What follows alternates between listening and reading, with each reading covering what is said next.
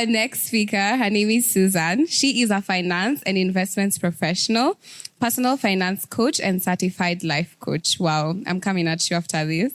She is the founder of the Legacy Hub KE, a platform equipping individuals with tools for financial freedom, business growth, and personal development. Her passion for financial coaching was born from her own journey of overcoming job loss, debt, and the realities of black tax and generational poverty. Today, she is debt-free with a strong investment portfolio and runs her own coaching company full-time. Susan speaks with authenticity, teaching from lived experience, and is committed to helping others embrace practical money management and transform their financial futures. So, ladies and gentlemen, Susan Wanjiku. Wow, Susan in the flesh. So before we start, I'll give you guys a short story about Susan. My husband and I had just gotten married. And when we got married, anyone who's married will tell you there's money personalities that show up. And so I'd been in a season where I was just like, you know what? We need to find someone who's neutral ground, who can help us understand each other. And by that time, I'd been watching a lot of Susan's videos. And funny enough, now, last year, a lot of us here know Nyawera, love Nyawera. So at Misunderstood at the festival, I saw Susan on the poster. And I told my husband, Bethu, please don't let me make a fool of myself. Because I was ready to fangirl, not just because she's so wise, but because she impacted our lives so much financially. So, because we took a session with her as a coach, and till today we still use the budgeting tools, and she can talk a bit. I'll just plug you about that. But Susan, it's such an honor to have you. Thank you. I'm so excited. I love the previous session. I was just like, we are just trying to contain ourselves over there because we're just like, when we were coming, we were literally having a conversation about some of the things that have come up. And now we were just like, what? Yoni confirmation. So I've really, really enjoyed, and I'm really, really excited to be here. Thank you so much for having me. Of course, it's an absolute honor. Awesome. So we'll start with Susan is here to talk about her finances and her stewardship. Yeah. So I'd like you to just start talking about who is Susan, first of all, and what are you passionate about, and what do you feel like what does purpose look like for you in this season? Awesome. Thank you. Whew, that's loaded. Hi, guys. Hi, everyone. My name is Susan, as you've heard, Susan Wanjiku. I'm a Christian. I'm born again. I'm a wife, 5 years now. It's going to be 6 next year. I'm a mom of a 1-year-old. He actually turned 1 year, 2 months yesterday. Yes. Very, very busy boy. Very busy. I'm a business owner. I'm in the finance field. I'm a professional in that area, personal finance coach. My background is in finance. We'll talk about that as we continue. And I run a business, a coaching company that focuses on personal finance coaching. It's called the Legacy Hub Kenya. And what our goal is to ensure that financial literacy is not for the elite few. That's my goal. That's my purpose. Overall, I've always felt like my purpose has always been in empowering people. So throughout my life, I've had, in the different seasons of my life, I've found myself being in that space, but in different ways, yeah? So since I was like a really, really young girl, like in primary school, I always was like in leadership positions in school. But I felt like now in terms of clarity of purpose, when I got born again, well, I grew up in church, but the intentional decision to get born again was in Form 2 in high school. So after that now, because of my leadership skills that have always just been, it's like that thing that always follows you around. I don't know, has anyone ever had this thing where if you're very talkative, active, every Monday, ukiingia shule ulikuwa unasema hii wiki nimechange nitakuwa nanyamaza. Oh, I have my people. Awesome. I always used to do that. Like I can't keep still. Like I always find myself wanting to do something, impact something, like get involved in something. And when people don't know how to handle that, and I loved that Yvette touched on, like, when you're in the pursuit of purpose, you'll even hear things that might want to shoot that down. Because one of the things that used to come up a lot, especially when I was in primary school, again, just because of a lack of mentorship, but also a lack of knowing how to steward what I have. Today we are talking about stewarding, right? I was young, immature. I didn't know how to do it like I know now how. So a lot of it would come up like, unaongeanga sana, unakuanga na kierere, da da da da da. And you begin to internalize that a lot. So when I was going into high school, other than when I was in fourth form, I became a prefect. I stifled myself because that thing stuck with me. That I'm too much. I talk a lot. I'm all over the place. So I think because it was pre-teen, teen, that's such a formative age. So when I went into high school, I was just focusing on the books. So I never did like extracurricular activities. I never joined clubs. We had the debate club, EMUN, in Pangani. Like that's, now in retrospect, I think about it and I see areas in which I would have plugged into had I not carried that, what people said or a teacher said with me into high school. Yeah. But thank God, I feel like in church, I was now a bit more plugged. Like in high school, I was quiet within the school, but in church, because of people just identifying, oh, she can sing. Oh, she's good with, her age mates in terms of breaking down the word and whatnot. So I found myself in church leadership a lot. And I feel like that is where my gift of what most people see right now, like it was bred in church. Someone giving me an opportunity to lead youth church or teens church. When it's youth Sunday, someone giving me an opportunity to preach on that particular Sunday in the main church. Yeah, in the main church. And I'm like 19 or 21. Yeah. So I think that's where the confidence, like my confidence was built back in like the church setting. So a lot of like my practice in public speaking, dealing with people, the confidence I now have was built in that area. So I did a lot of ministry in terms of worship ministry in church, preaching, doing, youth leadership and whatnot. So that's what I did up until, I got married and then we moved churches. So in my current church, we're a bit low key. But that's where, my purpose I've always felt like I'm called to help improve people's lives. So in the different aspects of my life or in the different seasons I've found myself, I can't help it. I'm just always drawn to what am I good at and how can I help other people in this thing that I'm really, really good at. So that I think sums it up. That's incredible. I love that. What I'm good at and how can I help other people? Yeah. Okay. Mm-hmm. Let's talk about money education. How did you become a money educator? So my background in uni is a bachelor's of economics and finance. So that's what I did. So I've always been a maths girl.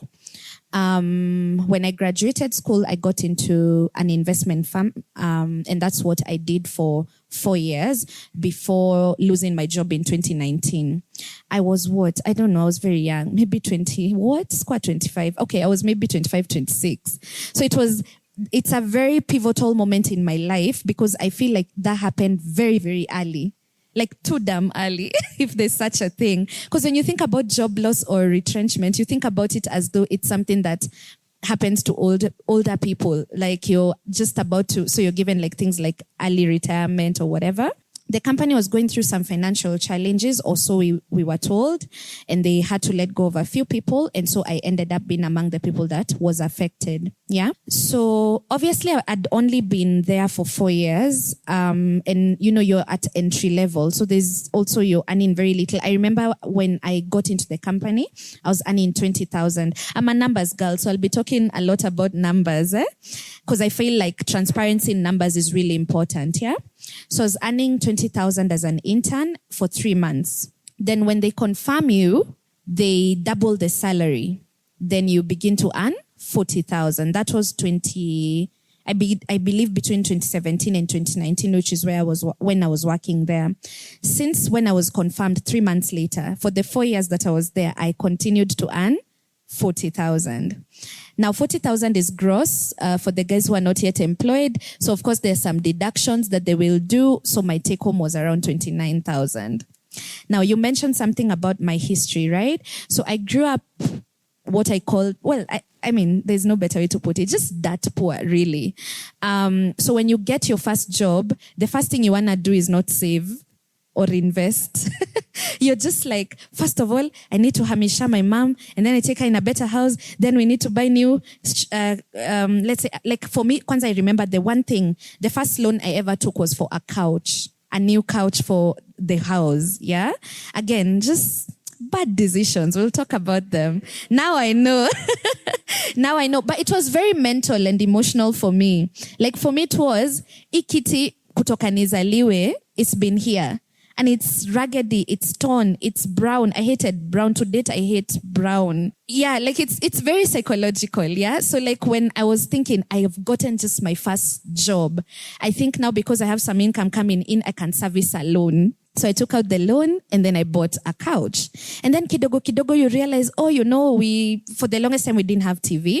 So now we got like a Great Wall black and white that my mom was given by I don't know who was decluttering their home. So of course you want to buy the first one, yeah? So a lot of the debt that I was accumulating, because I started accumulating debt immediately I got a job, was to kind of like try and remedy this situation that I've grown up in for many, many years that bothers me. Yeah. So that's how I started. Like my employment years, that's how they started. Like a salary has come in, but I have all these things that bother me about where I come from. So I want to change them. I want to improve my mom's life. I want to improve my life. We are a small, neat family of just my mom, myself, and my younger brother. So that's what my motivation was. So at the time I was losing my job, obviously I hadn't done no savings whatsoever. Where are you getting the chance to save when you're buying TV today, couch tomorrow? Then to Kahama, we used to live in a mabati house. And then we took at the mabati house, went to another, like a single house. So I was passionate about having a bathroom inside the house. So, we also moved. I started, like immediately I got the first job. I was really keen on kind of like changing things. So I was making a lot of, now in retrospect, I have a lot of grace towards myself for that season, because with the little knowledge I had, that's what I felt was best during that season. But then of course now at the point in 2019 that I just went into work on a random Tuesday and I came back home jobless, is when I was like, wait. Now, these 4 years I could have saved, So I lost my job. I didn't have any savings and I was in debt. And then I had just gotten engaged that year in 2019. In fact, I got fired. So my rorasho was on Saturday and then I got fired the following Tuesday. It was just, yeah. So you're now starting to wonder whether my entire life, my parents educated me to become a housewife. Like, cause that was what was ahead of me. Like, I was just like, okay, at this point. Yeah. So of course, my now husband was my boyfriend then. Like we went through a nini, cause me, I just wanted to end it until now I know what to do financially, because I didn't want to be, it's psychological again. I don't want to be someone's burden and, things like that. But anyway, yeah, he's a strong soldier in the Lord, Ali Nini. He literally funded everything now, obviously, from that point onwards, including my livelihood after we got married in February 2020. And then, of course, 2020, COVID. So there's no jobs. I knew I was going to start applying after the wedding. Like I just settled and like between now September and I lost my job and Feb, I was just focused on, since I can't contribute money here, let me offer my skills of organizing, planning, nini hizo vitu. So nikuwa najua sasa 2020 after the wedding, now I'll start applying. I have 4 years of experience. I have papers. I'm a smart babe. I'll get a job. Then COVID. So now everyone is online baking banana bread. You guys were baking banana bread during COVID. You remember that challenge for mic drop? What was that? You remember those challenges? Me, I'm not funny. I'm not like those people that can come up with creative, funny things. So a lot of what people were doing online, that just wasn't my cup of tea. So one of these days when we started like opening up kidogo, my husband was in a group where they were putting money together. Then we'll talk about this maybe another time, but there's a shame that comes with like things like job loss. And you almost don't even want to tell people that you lost your job. So other than like my close friends and my family members, a lot of people didn't know. And then it's COVID. So Amjuri, sure, nasta wambia. So now he was like, hey, this kinarichi, whatever, we have money we put together. And, since you know where people usually invest, maybe come and teach. So I was like, anyway, there's nothing I'm doing in the house, well, other than cooking, like what I was just doing, yeah? So we went, it was a Sunday afternoon, it was somewhere in Ridgeways. It was just like as a favor to my hubby, but also just, I wanted to feel something, like other than I'm a bum and I just sit at home and wait for my husband to work and bring money, yeah? So I went, I did the training, and then after that day, there's a babe, she, like the chairperson, the treasurer, sorry, she gave me an envelope with 10 G's. The absolute shock, guys. I'll never forget how much I cried that day. And I cry for pain, I don't cry for joy. I'm just little tears of joy. I don't know those. I really, like, I was just like, what? And then najua nilikuwa pabaya, like financially. So for me, that 10 G's was, but then it wasn't because of the money. It was because of what it symbolized. Like I was like, you mean people can pay for this? What do you mean someone can pay? Because when you do something and you do it daily, let's say you're really good at cooking, you find someone who can barely make ugali and you're like, basics. So kwako wewe ugali ni basics, and for someone else it isn't. So I think because I was working in an investment firm, and that was something that was very a day-to-day thing, it was almost like second nature to me. So when I hear that ati kuna watu wajui money market fund ni nini, I'm just like, ama you people are playing with me. What do you mean?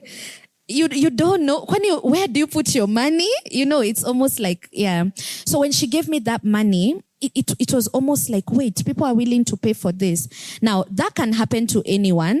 And I feel like what happened after that was very pivotal. So definitely I ascribe how the business came into being, one, to God, because I feel like there was a mix of like God, but also us being able to, by us, I mean my husband and I, being able to identify the opportunity. And maybe this is why I say, honestly, as much as marriages have ups and downs, but I genuinely feel like who you marry matters so much, even in terms of your growth and progress, career-wise, financially.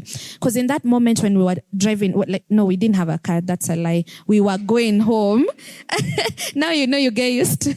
Yeah. So we were going home, and then we went talking about it. And I was like, imagine how many lipa story. And then now we went into it. We slept that day at 3 a.m. because we kept talking about, and my husband has this strategic mind. So we just sat and he's like, tutaita nini? Yani by the time tulale usiku tulikuwa na jina The Legacy Hub. Tukajua nitakuwa nafanya trainings for groups. Like now it wasn't like what I do right now. It was, women have chamas and stuff like that. So it was like, that was the first time we were like, no, just do it as a side hustle. So I was supposed to do it as a like layover to the next thing. So before now, the country opens up and COVID ends, and then now I go back to corporate, applying for jobs. I would now do this for a side hustle income here and there. Before that came up, what I was doing for a living was occasionally some friend of mine would send me online writing jobs and transcribing, and then I would just do like a few, napata 5K on that month, or napata 2K on that month, or 10K, just depending on how the jobs came. So it was like now an additional source of income. But then as God would have it, again, this has a lot to do with God. People are online, they're baking banana bread, they're doing challenges, they're doing all of this. So me, I was like, do you guys remember IGTV? Before Reels were a thing, there was IGTV. So I just started an IGTV thing, and then I was like, okay, hi guys. So today's Friday. Today I'm going to give you 3 tips on how to choose a bank, just on Instagram. And then the other Friday, hi guys, today I'm going to give you 2 ways in which you can service loans. From the Queen of Loans, The Queen of Loans was now. And I feel like a lot of what I went through impacts how I coach today and how I work with people in personal finances, because there's nothing about like rock bottom when it comes to money that I've not experienced. So I don't get shocked when someone comes in and like, so mimi mtu mwenye na earn 10,000 unaweza nisaidia? I'm just like, hey, my friend, miss kwa na earn kitu.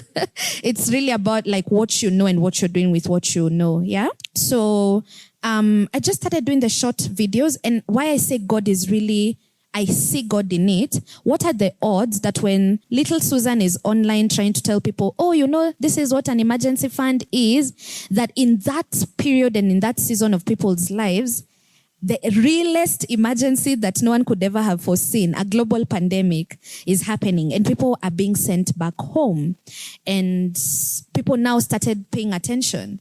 Like, I don't think if I'd lost my job maybe in 2018, and then I was trying to start my business in 2019, it wouldn't have peaked then.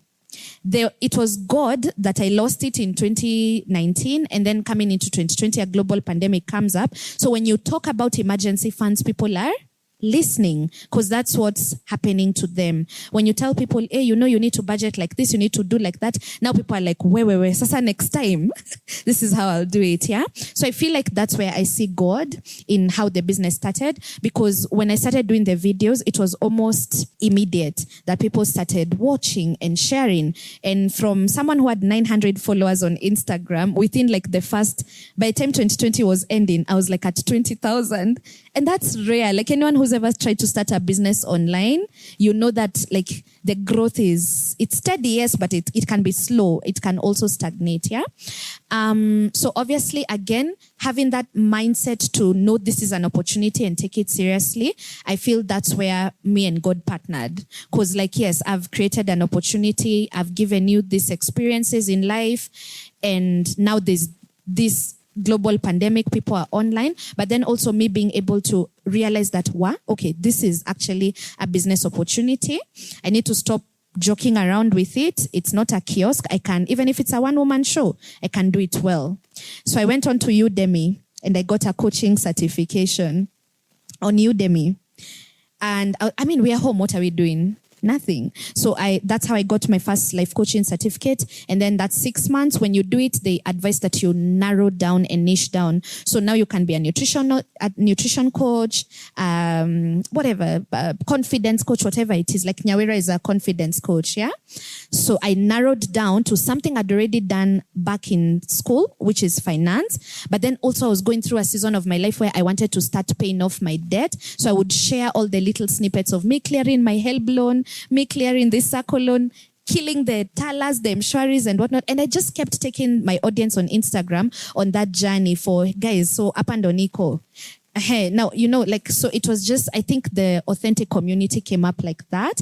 But then I also now went ahead and got the certificate to actually be able to work with different people, different temperaments. I did modules, and all of that was happening during lockdown. So obviously now when the country opened up, I had the systems and the structures. The business was registered. I had modules. God sent people like Washeke Nduati from Centonomy to give me an opportunity to train in Centonomy. So it's like just one thing led to the other, and then the legacy have. It's an incredible story. Yeah. Something I'm picking up, same thing with Yvette's story, is that burning bush. Yeah. Again, and for you, even that came in a place of failure. Sure. Because I know for a lot of us, it may be unemployment in this season, job loss, whatever it is. But even in that, there's a bush that's burning that we can now lean in and ask God, why am I in this situation and what do you want to do through this? And I love how you've talked about preparation. Yeah. Because you could sense God was leading you in a certain way. And then you began to study, you got the learning and aligning with where God was leading. So I want to ask about, you've had a lot of clients, with me and Bethu being one of some of them. What have you seen as the pattern between women between the ages of, let's say 25 to 35? No, let's make it younger. In the 20s to early 30s. What have you seen, the positive money habits and the negative ones for us ladies? I think one of the things that's usually really apparent, and I think it happens to the best of us really, it's thinking it's never that serious. Sindio? Yeah. Like, and that was where, that's what got me in trouble too. Like I have my whole life, you're in your early 20s, maybe going, like ujafika. I feel like when people turn 30 is when the first shock hits you. You're like, wacha nianze ku take my life seriously. Sasa niko 30. But before that, you're just like, I have my whole life ahead of me. But in the spirit of stewardship, I think it's really, really important. Some of us, God releases or launches us out really early in life. So I feel like the ageism that sometimes we have going on up here, it's involuntary. It's not even harmful really. Like it's not towards other people. It's just to yourself that you're just like, oh, but I'm just. I feel like that really robs us of opportunities of proper money stewardship. I wish we had time, but when you really think about investing, or when you now begin to understand investing on a very long-term level, some of the luckiest people and some of the people that will retire faster, early, begin to get passive income are the people who started investing in their 20s. Because there's this little something we call compound interest. And compound interest or compounding is an aspect of time. Let me give you a good example. Just as these are random figures, obviously, but I do them a lot with my clients. Let me give you a good example. All of us want when you think about your life in the future, you're just like, when I turn 50 or when I turn 45, I'll retire and then I'll travel the world and then I'll do my mission and my purpose and my passion projects and whatnot. And sometimes I just want to be like, with what money, babe? With what money? So when we start doing the calculations and we're like, okay, I need to, and everyone needs this. Everyone needs what we call your financial independence number. That's the amount of money that you would need to be comfortable enough to like exit what you're saying. I would want to retire and then do my mission or my life's work or, passion project. There's that figure. That figure is money you have invested somewhere that can now sustain your livelihood. So let's assume I need 150,000 or 100,000 to survive every month. I've invested money somewhere that can pay me 100K every month indefinitely. So that's the amount. So when we are coaching, we require your age. So we ask you, okay, how old are you? I'm 21. When do you want this financial independence? I want it at 48. How many years does that person have? Around 20? 27, give or take, yeah? So that person has 27 good years to accumulate a portfolio that can pay them 100,000 every month. And then there's, let's say now, Wanjiku, who is starting this at 42. And they want to get it done also at 50 or 48. She only has how many years? 8 years. For the same amount of money, one of them will probably have to only invest maybe even as little as 8,000 or 10,000 every month to reach that goal. While the other one for that same 100,000, just because they have 8 years left, assuming all factors are held constant. We're not limiting God. A miracle can happen and a deal can just ingiana, even if you only have 3 years to go. So I'm just discussing if all factors are held constant. The other person would need close to maybe 300,000 per month. So while a lot of us are just being like, oh, I'm just young, if you had the right information when you're in your 20s, you would actually, your 45-year-olds, you, or rather version of you, would really thank you for what you started doing when you were 25. So I think that ignorance of financial literacy, because you're thinking, I have my whole life ahead of me, I think it limits us from getting to our best potential. Granted, life will come with its seasons where, like, for some of us, you engage job market, you talk, you start a business, it fails, you start another one. But getting the right information early on is very, very powerful. The best investment you can ever make in yourself is not money, like how much money you're putting aside. It's really investing in education as early as in your 20s, because education pays you the best return. With the right information, something that could have taken you 15 years can take you 5, just because you know what to do. Yeah. In terms of maybe that's maybe one of the bad things that I see, but like I feel also the good things is that there's a sense of wonder that I like about 25, women in there, when we are younger. I think we've not faced a lot of disappointment in life and a lot of challenges that have kind of like hardened you or made you lose your sense of adventure or wonder or what we call delulu. It's almost like you're willing to really, really attempt and try things. And I wish actually if I would go back, I wouldn't, because I feel like the more you experience failures or discouragement, you kind of like tend to now want to be mainstream. You get? So you're like, hey, unajua biashara, they don't work so well. So let me just focus on employment. And we're not saying employment is wrong. Or maybe like you have opportunities maybe to kind of like be bold. There's an opportunity to be bold and try something that is out of the ordinary. I feel like we do that a lot when we are younger. And then as we grow older, because of different experiences and disappointments, we tend to lose that. So we just want to be safe. Safety never got anyone wealthy. Yeah. So I think that's important to maintain. If you already are in that phase, I think it's important to maintain that aspect of delusion, if I would call it that. Yeah. I love that. Thank you so much for sharing that. So I have a question for you. Have you ever prayed for God to open a door, but you didn't have the financial character to sustain you when the door opened. Mm-hmm. For example, that job I got, you nearly waste. But anyway, I mean, severally, even right now I'm in a season where I'm really trusting God. I've trusted God like in the past maybe 1 year or two for doors to open in certain areas that I feel would have taken my business to the next level. Especially like, for example, before I became a mom, I had very... Why are you laughing? Because I watched all your motherhood and money videos. You watched the videos? Yeah, I had plans. And then life had others. So there's... I don't think it is a lack of readiness because I'm in the field. Even before, I was aware of what I was supposed to be doing with my money. Was I aware that I should be budgeting? Yes, but was I budgeting? No. Was I aware that there's such a thing as good debt, bad debt, living within your means until you can afford things? I knew, but I just wasn't practicing. Yeah. So I feel like, to answer your question on a personal level, I've not been in a place where I feel like God has dropped something on me and I've misused it. Other than that season, I feel like that season taught me everything I needed. Like the hardship and the tears and that season of my life is not pretty. I don't like thinking about 2019, 2020, 2021. Actually, even going into the business in 2022, because those were my debt freedom years. So I was doing a lot of like necessities only. I'm struggling because I'm really trying to get myself out of that situation that I put myself in. Now when opportunities come my way, I'm very keen because of that experience to maximize on it, but from an experience perspective. Yeah.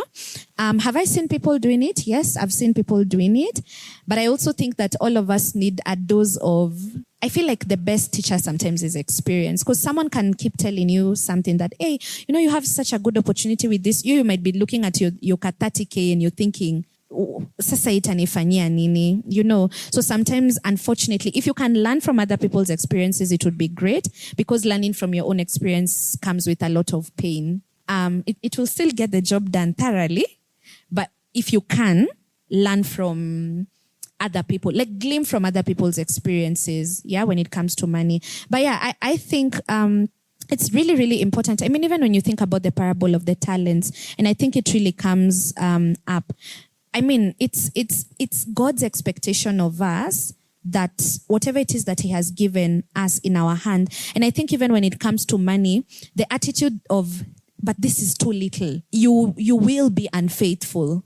You will not be a faithful steward if you think like that. Because the person with the 5 talents, the expectation was the same as the one with 1. It's just simple. I've given you, what do you have in your hands and what can you do with it? So I think it's really, really important to remember that even from a spiritual perspective, and this is something that we were talking about with Rispa when we were coming here, and I was telling her that one of the things that has been in my heart, even when I was thinking about this conversation, I love talking about Christians and money, because genuinely speaking, and we're talking about this when we're driving here, there's a bad narrative about believers and money out there. Can we talk about it? Yeah. We want to go to church and lift our hands during worship and cry and pray and say, I receive it. I receive it. I receive it. And then you want to go home Monday to Saturday and do nothing. You went to church, you received, and then Monday to Saturday, what did you do?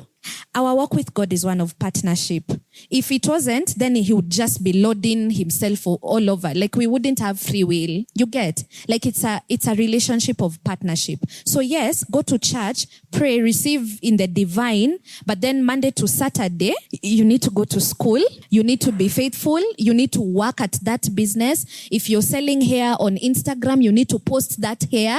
And yes, even if you posted yesterday, you need to post again today, and then you need to also post on your WhatsApp stories, and then you need to stop caring what your other cousin who is in USIU thinks about you, that you're selling hair and handbags. Like you really need to put in the work. And then on Sunday, go receive. You get? So we have that like a bad reputation where it's almost like being a Christian is synonymous to struggling financially. And I don't believe that. The Bible says that God, he owns silver. Like gold and silver belongs to him. Cattle on 1,000 hills.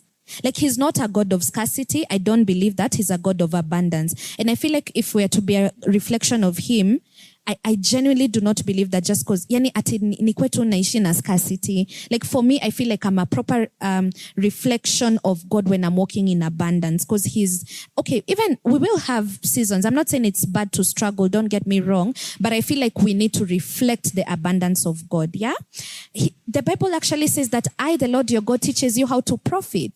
Do you know what profit is? Profit is surplus. If you're doing calculation is all my revenue minus all my expenses equals profit. The word actually says that I, the Lord your God, will teach you how to profit. That means you have more than enough. It's like you have surplus, right? And we were saying, when you think about why the secular world today is able to drive their agendas, for instance, if today we need to fund LGBTQ, there's money all over the place for it. My friend was telling me, if Muslims, for example, like need to push some of their agendas, it happens. Now, why are kingdom agendas not as actively like being pushed out there? Sometimes it is because as the body we lack the funds and the resources to, I'm like, okay, you want to go preach the gospel in Afghanistan. Tuanzie na flight ticket. Right?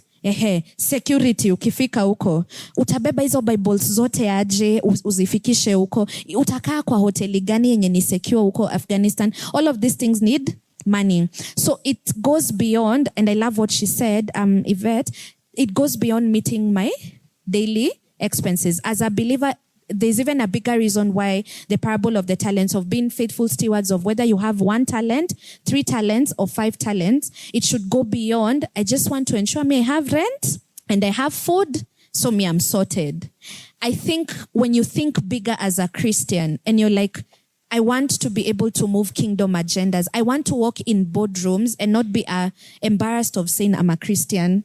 I want to command some respect in these rooms because I'm a Christian, but also because I'm reflecting of the resources that as Christians and as believers we need. And you see, that starts from the granular level of simple budgeting for myself with my 10,000.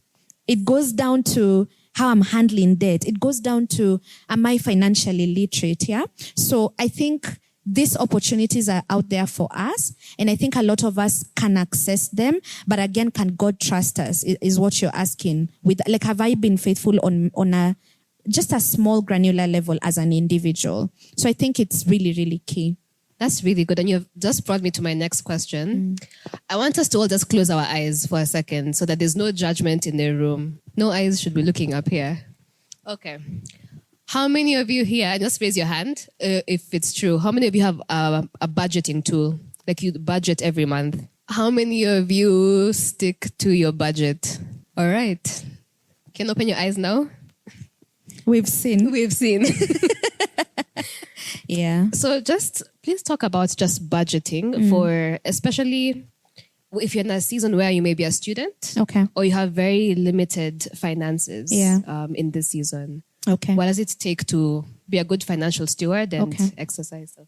I think the first thing, I'll answer your question in 2 ways. I'll start with an anchoring truth that I've now come to experience because I've gone through seasons of scarcity and I've gone through seasons of abundance, and I've found this to be true. Budgeting is not any different for whether you have little money or a lot of money. Let's start there. And I think, first of all, just God delivering you from that mindset is step 1. Because a lot of us, even with the little that we have, because we think this money is too little to budget for, we don't do it, yeah? Or even if God has blessed you to be in abundance, you think, oh, but I have enough money. Why should I be budgeting? Who budgets? The poor people. You know, like maybe that could be your attitude, yeah? I think one of the things I like to coach people on is that your understanding of budgeting is very key to whether you can budget and whether you will be able to stick to it. I think when you think about budgeting, what comes to mind? Some people think, oh, this is again for people who have a lot of money, or budgeting is for when I get a job, a consistent source of income. Sasa kama you're in business, like me, I've been in business for 5 years. There's no 1 month that has ever been the same as the other. So that means I would never have budgeted if I was just waiting on a regular, consistent source of income for me to budget. Yeah. So a good understanding I like to give people is something that freed my relationship with budgeting is defining budgeting like a budget is an intentional spending plan, period. It's just an intentional spending plan. It is asking myself a very simple question. This X amount of money that I earn right now, what would I want to do with it this month? Don't even think about next month. Forget about next year. Even when you go where and you do, just this month. This month I earned 10. What would I want this money to do for me this month? Just create an intentional spending plan for the 10,000 you've budgeted. Nimekusaidia? You guys play a lot.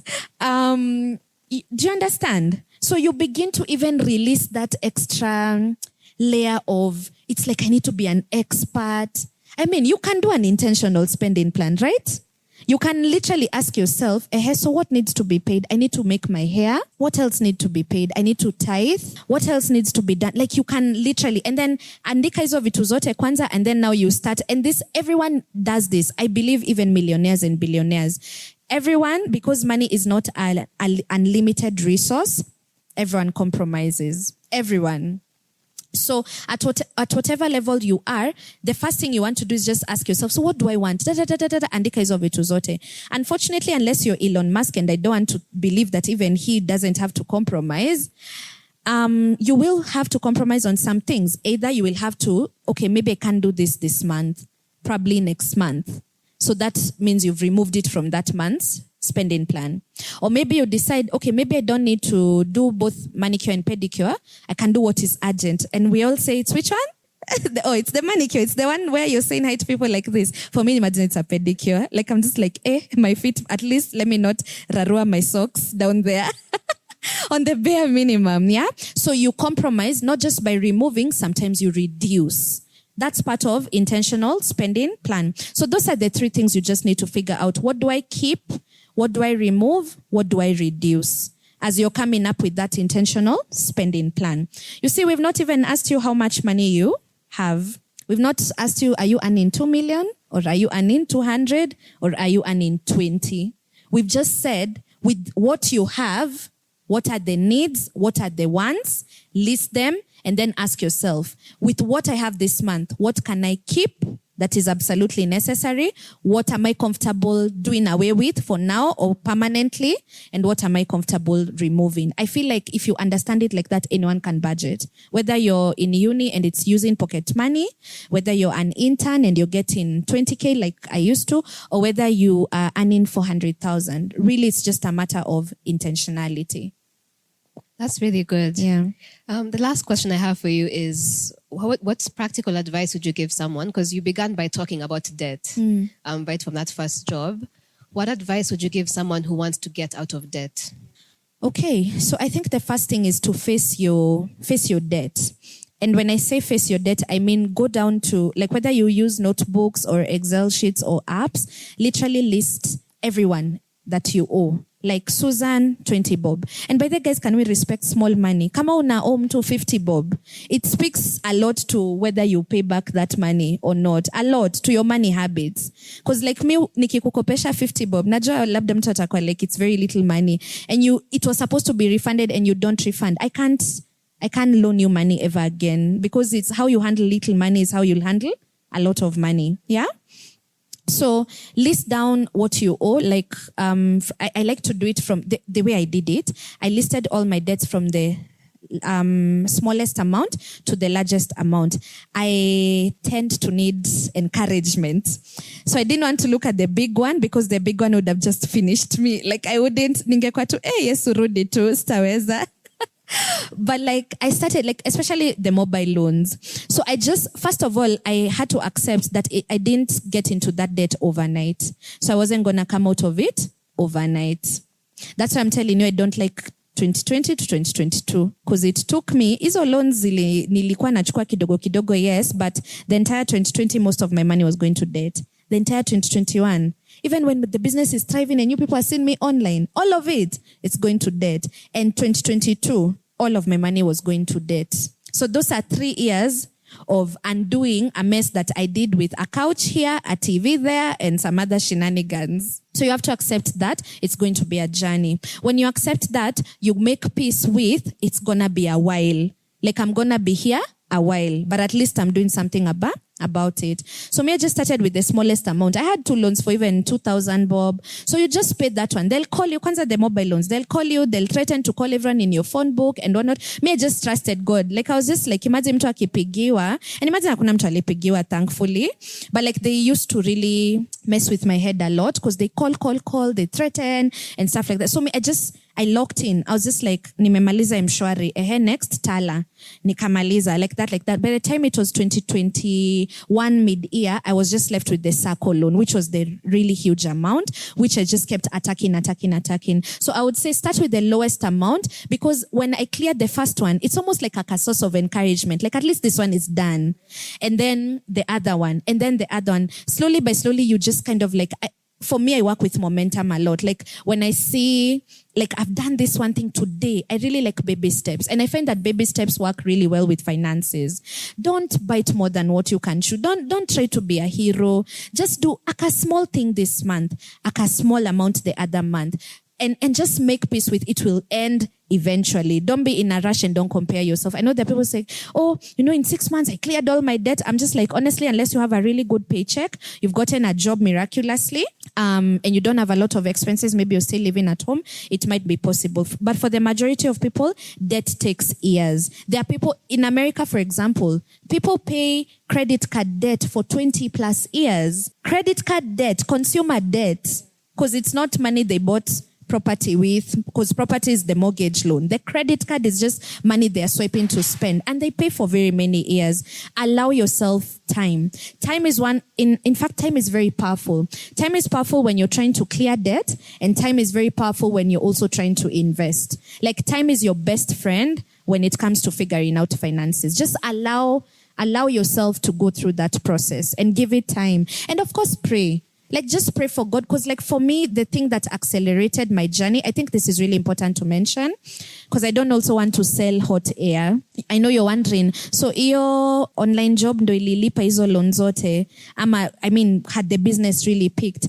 I think one thing that I have to be very, very honest with is that when my sources of income improved, my debt freedom journey accelerated. You understand? So also part of debt repayment is not just looking at the debt and getting stressed out. It's asking yourself, what do I have in my hand that I can do? What am I good at? And I'm really, really key on that, because sometimes when you're waiting for employment, it won't come. You're waiting on the government to save you, or you're waiting on your uncle that promised you that job. Kwanza me, the promises I got from uncles and aunties, none of them have ever materialized to date. None of them, So you really, at the end of the day, I think when God says he will teach us how to profit, sometimes ni vile tu humility. Natakanga kutafuta huyo mwalimu nimuulize, mwalimu, hapa ni wapi? Hapa huyo mwenye alisema niko na kierere, because that's how I earn.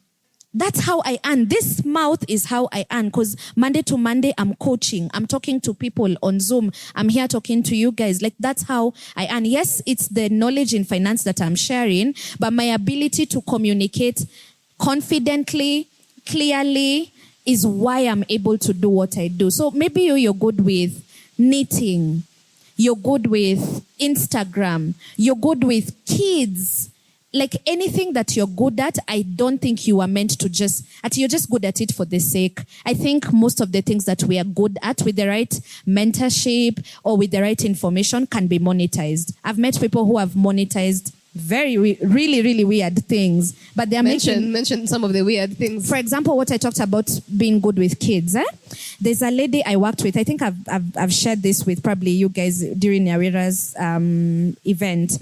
When this lady came, she was also in a similar situation with me, but she was employed, and her sources of income, literally, she had no wastage or luxuries on her budget. So we were very quickly able to identify that hers was not a spending problem, it was an income problem. So she's working 8 to 5 Monday to Friday. She doesn't have the luxury to quit that job. So the only other option is a side gig. She had one autistic child and one child who wasn't on the spectrum. So obviously, because her second born was the one who was on the spectrum, she literally was on Google just trying to figure out how to handle like now the issues around having a special needs child. Yeah. So when she came, now she told me like in their church, because of her situation and whatnot, it's like God had given her a grace and a patience for the issues around the tantrums. Some kids on the spectrum struggle with emotional regulation. So a fit can come from anywhere. Yeah. So we kept talking, and then I used to have a module I called Biashara Smart. So when her friend is on who paid for her the entire program. So when we go to Biashara Smart, we usually fill a form and then we start asking, so what are you good at? And then she kept saying she's not good at anything. Do you have any talents? She's like, me, I can't sing, I can't dance, I can't play a sport, I don't have anything. Then we just kept like investigating. And then every time you talk to this babe, she'll always say how, in my church, like now on Sunday, I'm going to be helping another lady with her child. And then, I started also doing Sunday school. And then I have this specific class that has the difficult children and things like that. You could clearly see there's a very apparent theme when she's talking about what she does in her free time. But then you see someone might just think, oh, my love for kids, how could that earn me money? Again, because I'm queen of online courses. Aki ukitaka tu kujua unaweza toa course wapi, nione kando. So we started I told her, do you know, I think you could monetize this. And then she's like, how? And then I just went on a rampage online. And then we searched. On Udemy again, we found a course on child development. So she did it. She started doing I'll never forget, it was $39. That's almost less than 6 Gs, right? 5 or 6K max. She bought the course. She started doing it. It was certified. And right now as we speak, I love using her as an example so much. On Saturdays and Sundays, she's going to people's houses, consulting and helping parents figure out their difficult toddlers and children. So even the Vomnafam communicate. Instead of chapaing, do this. Instead, something that she was already naturally doing in her own home. She now got the right tools, the right course, at least a paper, because Kenyans love to just see that you have a paper, a certificate that can prove that you're qualified to assist in something that you've been doing all your life. But anyway, you get, but she still got it, yeah? And right now, the other day recommended her to someone, and for her to come to your home right now, and it's been maybe 2.5 years, she charges around 15,000 for a weekend, because she'll come to your home and she can take maybe 2 families. In the morning, she'll be here, and then the other morning, she'll be in Karen. And that's a weekend that on a bad weekend, she can make maybe 0, but she can make 15 or she can make 30. So in 4 weekends, if it's a good month and she got 2 clients per Saturday, that's how much?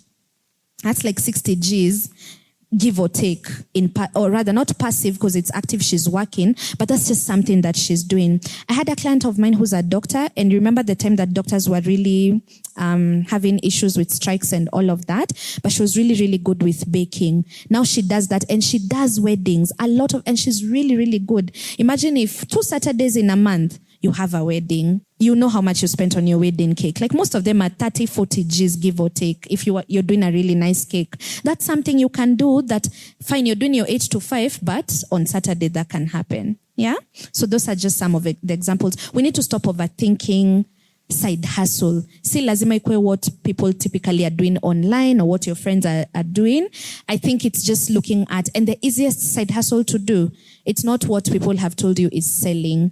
It's what comes so naturally to you. Maybe now the training you need is how to monetize, but I think one of the best ways to choose something you can do as a side gig is to first of all identify your strengths, your weaknesses, do a SWOT analysis, and then narrow down to, okay, at least now I know what my strengths are. Now the assignment should be figuring out, so how would I be able to monetize this? Because one source of income is never enough. Yeah. And that got me out of debt, just figuring out how I can make money from social media, how I can improve in coaching, how I can do all of those things accelerated my financial independence journey. And that's what also helped me now start saving and investing and recover in 4 years. I love that. That's such a great way to close, because now it's each of us, God has gifted us in a specific area. There's no one here who's not gifted in something. So it's now thinking, how can I monetize that? Yeah. So even as we close and go to the Q&A, I want to say what I believe is dangerous about you. Yeah. Number 1, your vulnerability. has she not been vulnerable with her journey and with financially and where she's gotten to? But then something else is, Susan is such a light, because after our session, me and Bethu got off and I'm like, she's giving believer vibes. She never mentioned she was a Christian during our session, but there was something about how she spoke. There was a warmth and a light even in her coaching that I believe is a ministry. And I believe that God will also use that in very secular spaces with people who are not even believers. So thank you. Yes. All right. Can you please give her a round of applause? Megan, how many questions do we have time for? 2. Okay, 2 questions. So I don't know if there's a name for this phenomenon, and I just thought about it when you were talking. See, you had the skills, you had the knowledge of how to manage finances, yet you were not applying it to yourself, and it only had to come out after you had gotten to that point.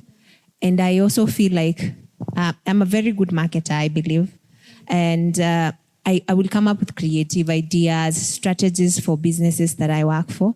But when it comes to my own, sometimes I feel like I am not putting in that effort. So is that a phenomenon that other people have experienced, and how do we navigate that? You do marketing for an employer. You say, I'm a good marketer because that's what you do for a living. Okay. What you do for a living, like you say what you do for your boss, it's very different from applying it on a personal level. And I think it's because when you enter into an office, you're given a contract that has a job description, and then you're told do A, B, C, D. Yeah? So your job is very simple, by the way. It's kuingia kwa hiyo office ile sa walikwambia uingie, and then ufanye kenye walikwambia ufanye. We don't have a lot of like distractions around there unless like there are things happening in the office.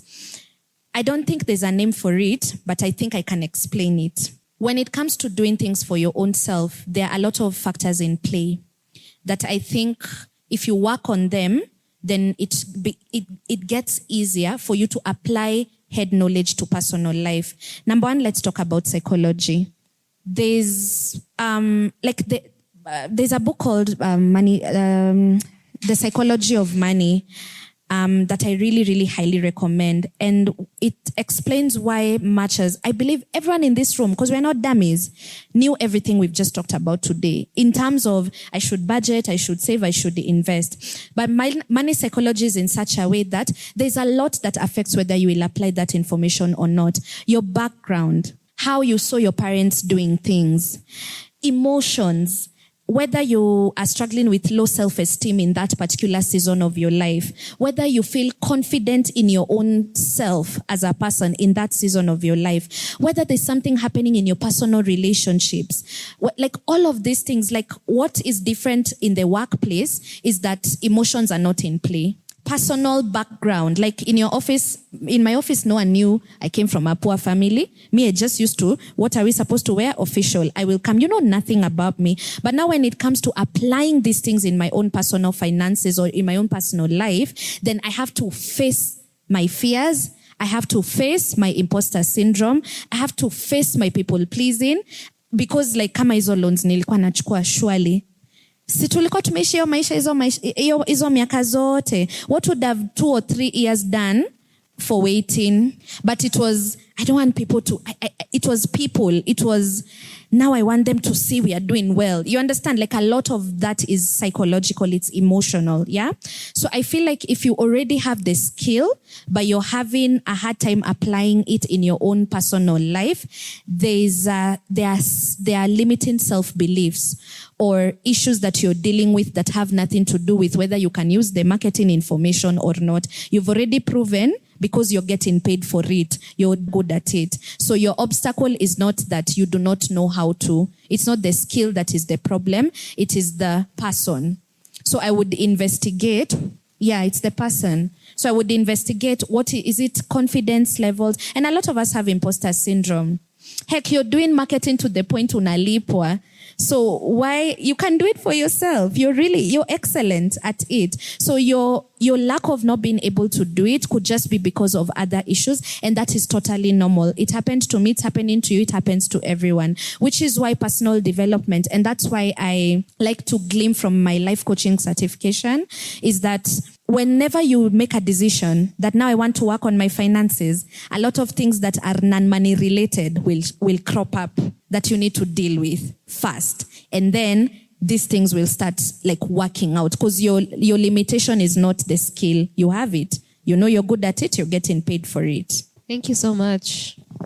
We have another hand. Hi, everyone. So my question is, can you tell me like the top 3 unquestionable qualities that somebody should have to be a good steward when it comes to finances? And the other question is your rate card in the public domain? Thank you.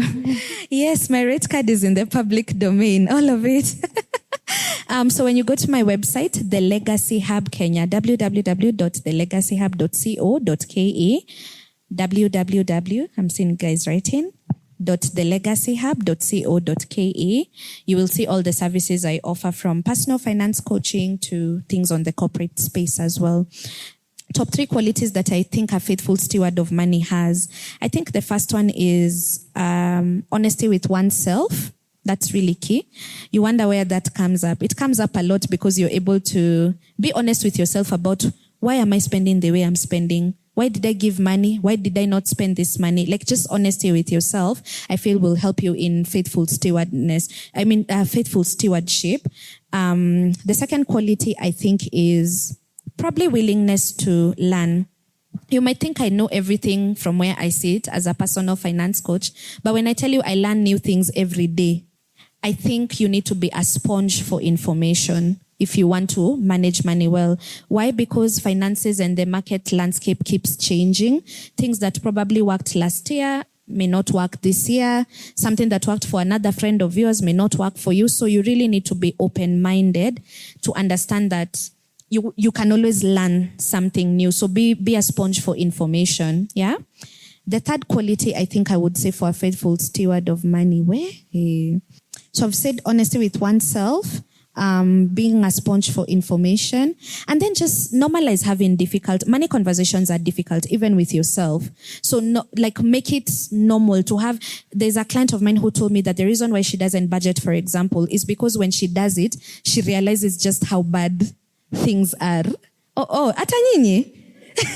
So you do it once and you're like, I work. Maybe let me just try it in 2 years' time. Yeah. So I think developing some tough skin and having an ability to face your finances. Like, there's no one else who's going to come and do this for me. So I really just have to show up. And even if it's difficult this month, I try again next month. I try again another month, and eventually I figure it out. Yeah. That's so good. Thank you so much, Thank Susan. you for having me. Could you please give a last round of applause?